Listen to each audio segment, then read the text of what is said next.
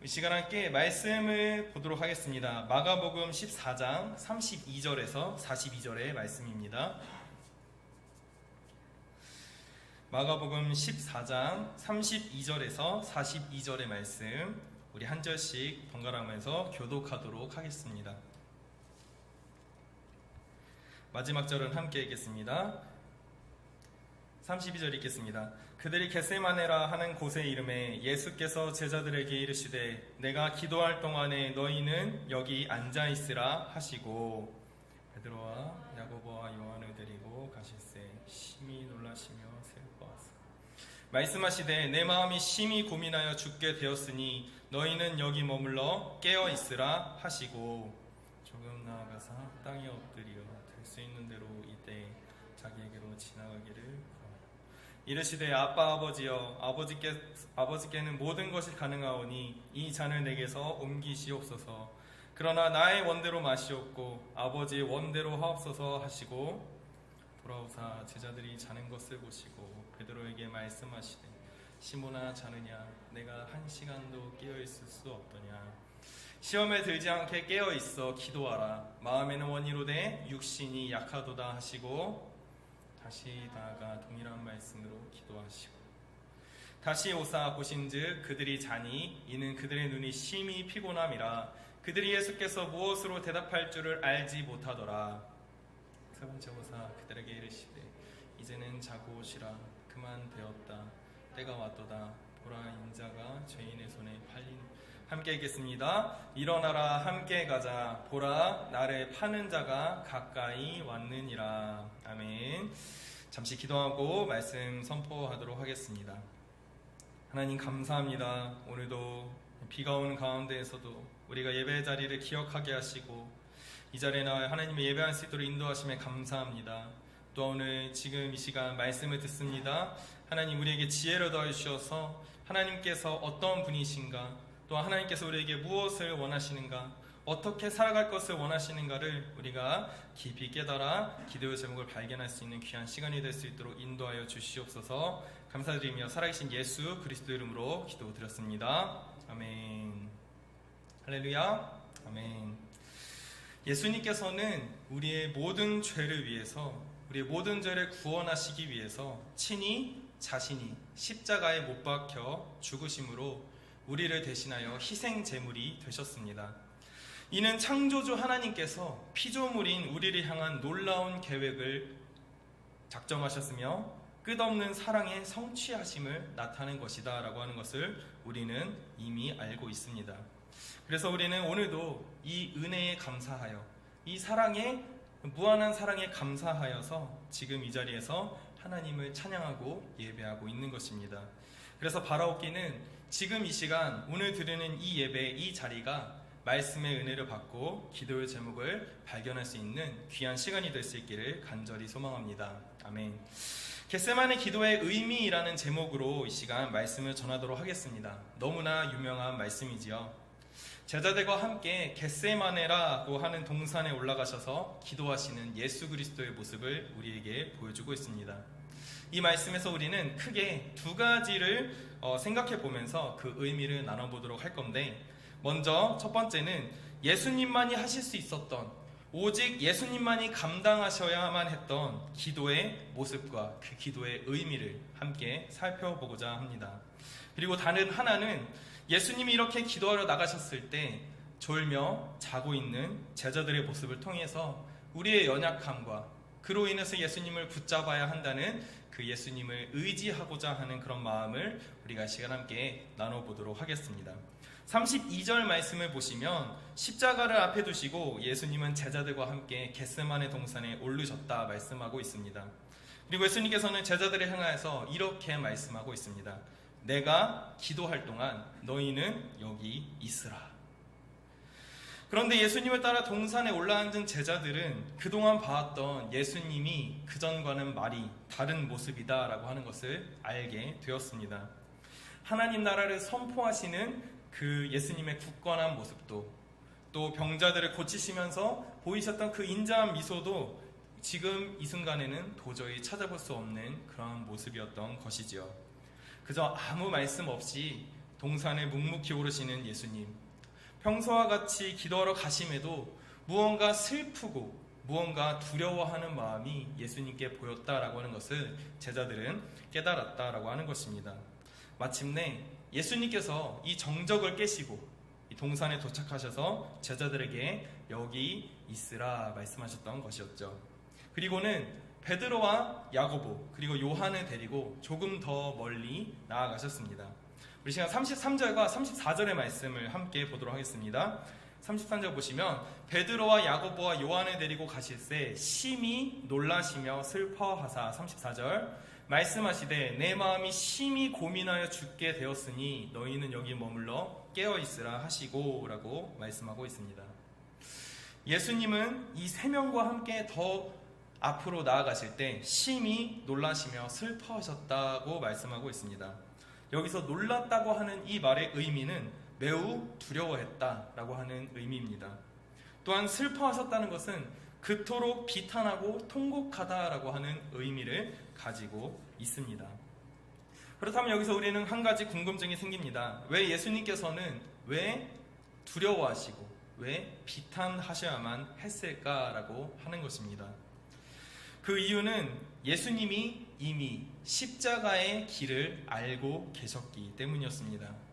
채찍에 온몸이 찢기고 손과 발에 못이 박혀 물과 피를 다 쏟으시며 십자가에서 못 박히신 자신의 모습, 사람들의 조롱을 받으며 사람들의 비웃음거리를 받으며 죽을 것을 이미 알고 계셨기 때문이었죠. 그런데 예수님을 극도로, 예수님을 가장 최고치로 두려워하고 비탄하게 했던 가장 큰 이유는 사람들의 조롱도 십자가의 모진 고통도 아닌 바로 하나님께 철저히 외면당하고 버림받으실 것이라는 사실을 알고 계셨다라고 하는 것입니다. 창세기 1장이 시작되기도 전에 영원 전부터 영원까지 삼위일체 하나님은 한 분이십니다. 천지를 만드실 때도 자기 형상을 따라 아담을 창조하실 때, 하와를 만드셨을 때도 아브라함과 이삭, 야곱을 거쳐 수많은 이스라엘 역사 속에서 하나님은 삼위일체, 늘 동일하신 한 분이셨습니다. 그런데 온 인류의 구원을 위해서, 우리를 위한 희생제물이 되기 위해서 예수님이 그렇게 이 땅에 오셨다라고 하는 것입니다. 한 분이신 하나님이 육신의 몸을 입고 이 자리에 오셨다고 하는 것이지요. 창조주이신 그분이 피조물이 되셔서 이 땅에 오셨다라고 하는 것입니다. 그렇기에 이 십자가의 고통보다 더 두렵고 예수님을 더 비탄하게 만들었던 가장 큰 이유는 하나님께 외면당하는 죽음이었다라고 하는 것을 우리는 알아야 하는 것이지요.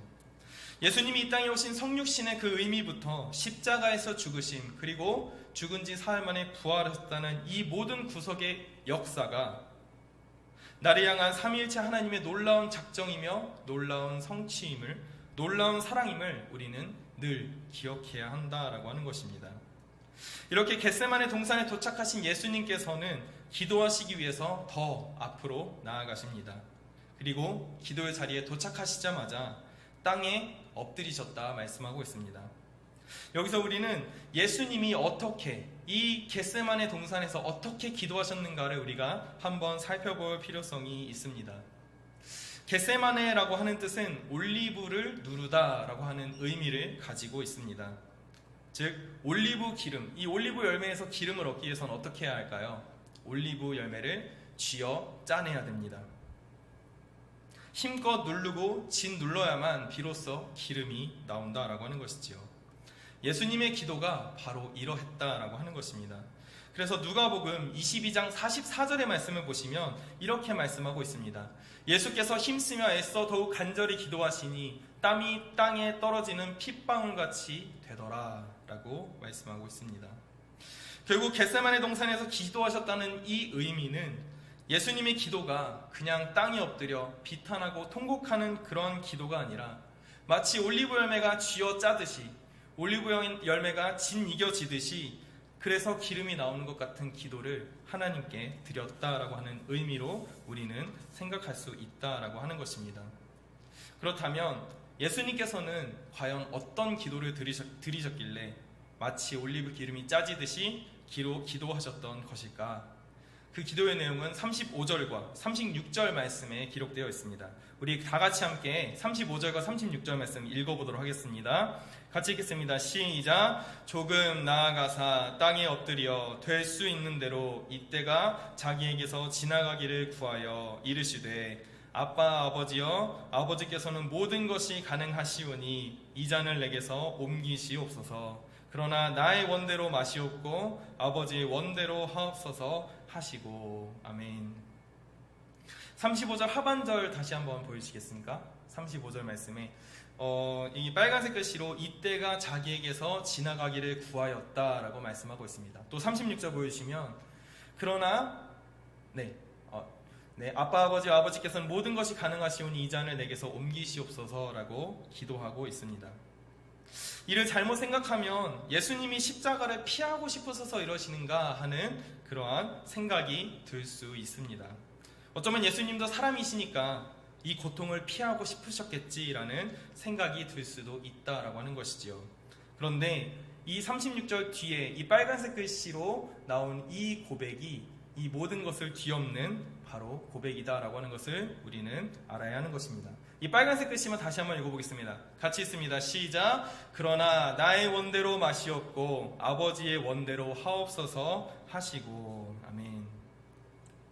나의 뜻대로가 아닌 하나님의 뜻대로, 하나님께서 원하시는 대로 이루어지기를 기도하는 기도가 바로 이 겟세마네 기도였다라고 하는 것을 우리는 기억해야 하는 것입니다. 이 부분에서 저는 예수님이 참 하나님이시면서 동시에 참 사람이신 완전하신 분이다라고 하는 것을 보게 되었습니다.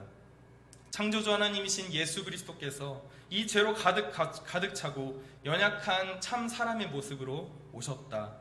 그래서 사람으로서 감당해야 할 가장 끔찍한 고통을 익히 알고 계셨기 때문에 이 잔을 내게서 옮기시옵소서라고 말하는 것이지만, 그러나 더욱더 중요한 것은 하나님으로서 참 사람으로서 하나님의 뜻대로 순종하시며 기도하셨던 이 예수 그리스도의 기도가 이 겟세마네 동산의 기도였다라고 하는 것을 우리는 기억해야 하는 것이지요. 우리는 예수님의 기도를 통해 나의 생각, 나의 주장이 아닌 하나님의 뜻대로 하시기를 원하는 기도를 드리고 있는가? 이 기도가 과연 우리의 기도인가를 우리는 돌아보아야 하는 것입니다. 유초등부 사역자로 제가 있다 보니 친구들이 가끔 이런 질문을 하곤 합니다. 어떤 질문이냐면, 전도사님, 제가 하나님께 구할 것을 기도를 했었는데 하나님이 들어주시지 않아요. 하나님이 제 기도를 안 들어주시는 것 같아요 라고 하는 질문을 하는 것입니다. 그래서 제가 이렇게 말했습니다. 어떤 기도를 했는데? 그러니까 한 친구가 뭐라고 하냐면, 자기는 레고 장난감이 너무 갖고 싶어서 하나님께 레고 장난감을 달라고 기도했다라고 하는 것입니다. 그래서 저는 그 친구의 이 기도 제목을 듣고 나서 그 친구한테 이렇게 말했습니다. 누구누구야, 기도는 누구누구가 가지고 싶은 것을 이루어주는 상품권이나 알라딘의 요술램프 같은 것이 아니야. 하나님께서 원하시는 기도를 드리면 하나님께서 들어주시지만 레고를 하나님께서 원하시지는 않을 것 같아. 다시 한번 기도해보지 않을래? 라고 말을 한 적이 있었습니다.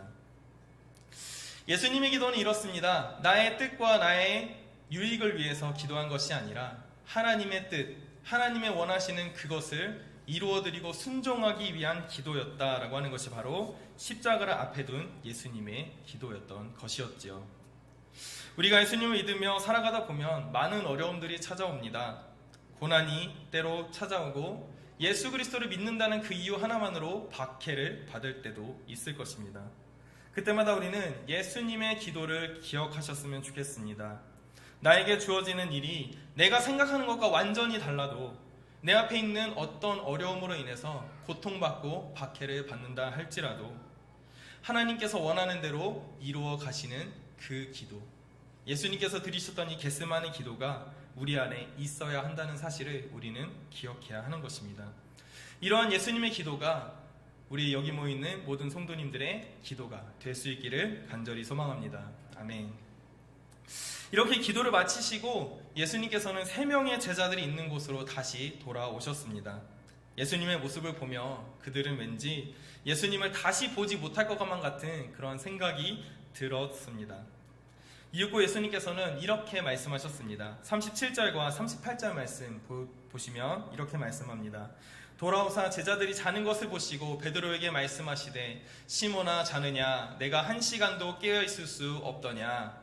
38절 시험에 들지 않게 깨어있어 기도하라. 마음에는 원이로되 육신이 약하도다 하시고. 아멘. 여기서 우리는 제자들, 그 중에서도 특히 베드로에게 하셨던 이 말씀을 깊이 생각하며 묵상해 보아야 합니다. 겟세마네 동산에 오기 전에 베드로의 모습은 어떤 모습이었습니까? 바로 앞에 14장 31절 말씀에서 베드로의 모습을 이렇게 말씀하고 있습니다. 베드로가 힘있게 말하되 내가 주와 함께 죽을지언정 주를 부인하지 않겠나이다 하고 모든 제자도 이와 같이 말하니라. 예수님이 잡히시고 죽으실 것을 제자들에게 말씀을 하셨을 때 베드로는 내가 주와 함께 죽을지언정 나는 절대로 예수님을 배반하지 않겠다 말했던 사람입니다. 다른 제자들 역시 예수님을 왜 버립니까? 나도 예수님과 같이 죽겠습니다 라고 선포하는 그런 모습을 우리는 볼 수 있지요. 그러나 실상은 어떻습니까? 겟세마네 동산에 올라가서 기도의 자리로 나아갈 때 그들은 단 1시간도 깨어있을 수 없는 너무나 연약한 모습을 우리는 볼 수 있는 것입니다. 마음은 원이로되 육신이 약한 것, 우리의 모습과 너무나 닮아있고 똑같다라고 하는 것을 우리는 생각해 보게 되는 것입니다. 그래서 예수님께서는 베드로에게 이렇게 말씀하십니다. 시험에 들지 않게 깨어 기도하라. 예수님은 앞으로 제자들에게 일어날 일들, 그리고 예수님이 승천하신 이후에 초대교회가 세워지고 그 교회가 박해를 받을 것을 모든 일들을 아시고 제자들을 향하여서, 그리고 반석으로 세우신 베드로, 그 이름 위에 그 베드로의 고백 위에 세우신 이 교회가 핍박을 받을 것임을 아시고 그에게 이렇게 말씀하셨던 것입니다.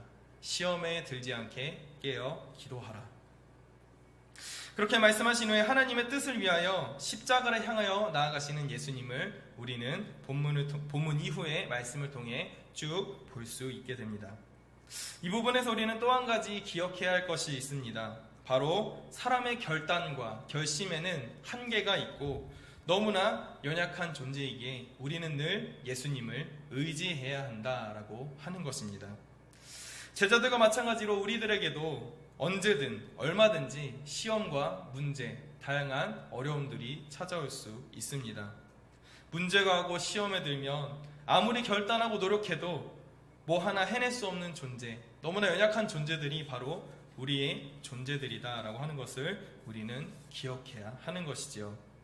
그렇게 우리는 예수님의 겟세마네 기도에서 하셨던 이 기도, 그리고 제자들에게 하셨던 이 말씀들을 기억하면서 언제나 예수님을 의지하며 살아가야 함을 기억해야 하는 것입니다. 우리에게도 동일하게 말씀하십니다. 시험에 들지 않게 깨어 기도하라. 너무나 바쁜 이 저녁 시간에 이 자리에 기도하러 나오신 우리 모든 성도님들은, 그리고 가정에서 예배를 드리시는 우리 모든 성도님들은 바로 기도의 용사들이십니다. 이러한 기도가, 이러한 마음이 우리 가운데 항상 넘치기를 간절히 소망합니다. 아멘. 말씀을 마무리하겠습니다. 예수님은 겟세마네 기도를 보면서 두 가지를 우리에게 보여주고 있다라고 하는 것을 보았습니다. 먼저 예수님은 십자가를 앞에 두고 나의 뜻과 나의 의지로 내가 나의 유익을 원하는 것이 아니라 하나님의 나라와 하나님의 뜻에 순종하는 기도를 드렸다라고 하는 것을 보았습니다. 그 앞에 있는 십자가의 모진 고통, 하나님께 버림받은 그 버림받음이 있다 하더라도 기어이 그 길을 순종으로 가겠다는 결단의 기도가 있다라고 하는 것을 우리는 살펴보았습니다.